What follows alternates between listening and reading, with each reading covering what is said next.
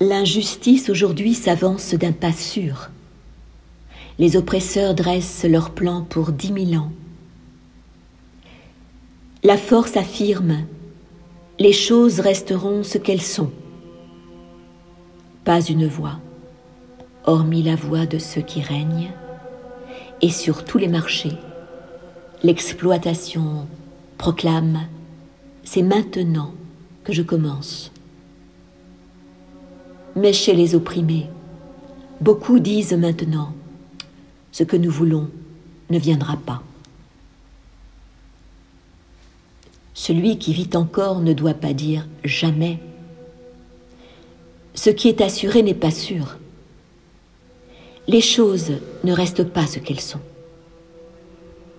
Quand ceux qui règnent auront parlé, ceux sur qui ils régnaient parleront.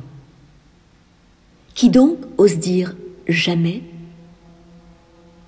De qui dépend que l'oppression demeure ? De nous. De qui dépend qu'elle soit brisée ? De nous.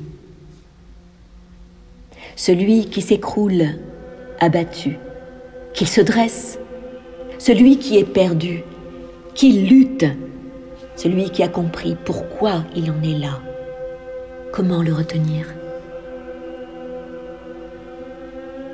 Les vaincus d'aujourd'hui sont demain les vainqueurs. Et jamais devient aujourd'hui.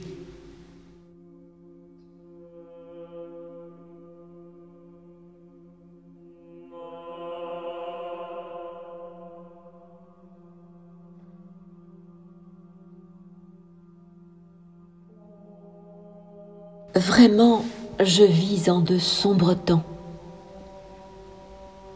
Un langage sans malice et signe de sottise, un front lisse d'insensibilité.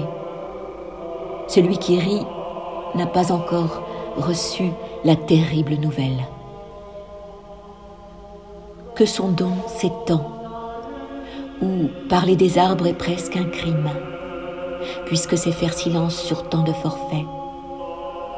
Celui qui là-bas traverse tranquillement la rue, est-il donc plus accessible à ses amis qui sont dans la détresse ? C'est vrai, je gagne encore de quoi vivre, mais croyez-moi, c'est pur hasard. Manger à ma faim, rien de ce que je fais ne m'en donne le droit. Par hasard, je suis épargné. Que ma chance me quitte et je suis perdu. On me dit « Mange, toi, et bois. Sois heureux d'avoir ce que tu as. » Mais comment puis-je manger et boire alors que j'enlève ce que je mange à l'affamé ? Que mon verre d'eau manque à celui qui meurt de soif ? Et pourtant, je mange et je bois. J'aimerais aussi être un sage.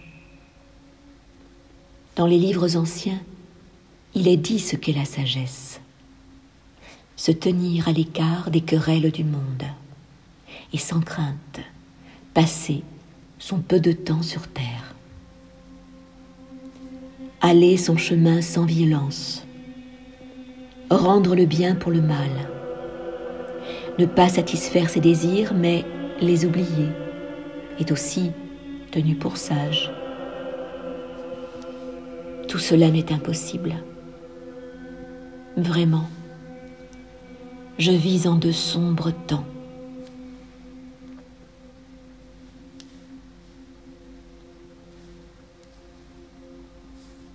Je vins dans les villes au temps du désordre quand la famine y régnait. Je vins parmi les hommes au temps de l'émeute, et je m'insurgeai avec eux. Ainsi se passa le temps qui me fut donné sur terre. Mon pain, je le mangeais entre les batailles. Pour dormir, je m'étendais parmi les assassins. L'amour, je m'y adonnais sans plus d'égard, et devant la nature, j'étais sans indulgence. Ainsi se passa le temps qui me fut donné sur terre. De mon temps, les rues menaient au marécage. Le langage me dénonçait au bourreau. Je n'avais que peu de pouvoir, mais celui des maîtres était sans moi plus assuré, du moins je l'espérais. Ainsi se passa le temps qui me fut donné sur terre. Les forces étaient limitées, le but restait dans le lointain. Nettement visible, bien que pour moi presque hors d'atteinte. Ainsi se passa le temps qui me fut donné sur terre.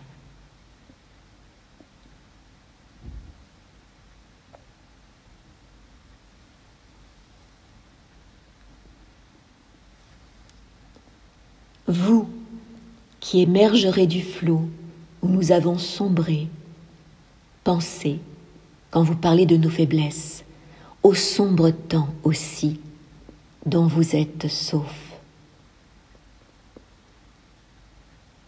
Nous allions, changeant de pays plus souvent que de souliers, à travers les guerres de classe, désespérés, là où il n'y avait qu'injustice et pas de révolte.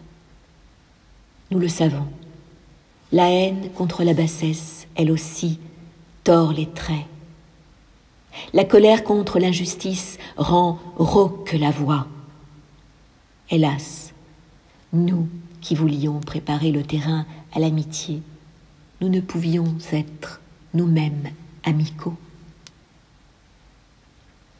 Mais vous, quand le temps sera venu, où l'homme aide l'homme, pensez à nous avec indulgence.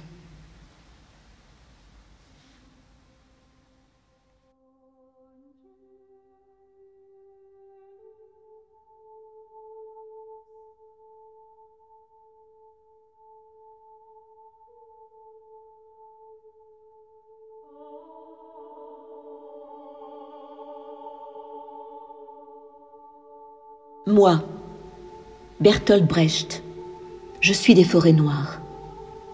Ma mère m'a porté dans les villes quand j'étais dans son ventre, et le froid des forêts, en moi, restera jusqu'à ma mort. Je suis chez moi dans la ville d'asphalte, depuis toujours munie des sacrements des morts, de journaux, de tabac, d'eau de vie, méfiant, flâneur, et finalement satisfait. Je suis gentil avec les gens, je fais comme eux. Je mets un chapeau dur. Je dis, ce sont des animaux à l'odeur très particulière, puis je dis, ça ne fait rien, je suis l'un d'eux. Sur mes chaises à bascule, parfois, j'assieds avant midi 2 ou 3 femmes. Je les regarde sans souci et je leur dis, je suis quelqu'un sur qui vous ne pouvez pas compter. Le soir, j'assemble chez moi quelques hommes et nous causons, nous disant « gentleman ». Ils posent les pieds sur ma table et déclarent « Pour nous, bientôt, ça ira mieux ». Jamais je ne demande « quand ?» Le matin, les sapins pissent dans l'aube grise et leurs vermines, les oiseaux, commencent à crier. C'est l'heure où, dans la ville, je siffle mon verre. Je jette mon mégot. Je m'endors plein d'inquiétude. Nous sommes assis, espèces légères, dans des maisons qu'on disait indestructibles. Ainsi, nous avons élevé les longs buildings de l'île Manhattan et ces minces antennes dont s'amuse la mer Atlantique. De ces villes restera celui qui passait à travers elle, le vent. La maison réjouit le mangeur, il la vide. Nous le savons, nous sommes des gens de passage. Et qui nous suivra? Rien qui vaille qu'on le nomme.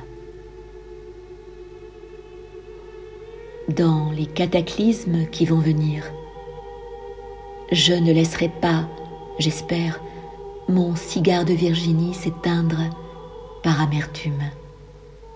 Moi, Bertolt Brecht, jeté des forêts noires, dans les villes d'asphalte, quand j'étais dans ma mère, autrefois.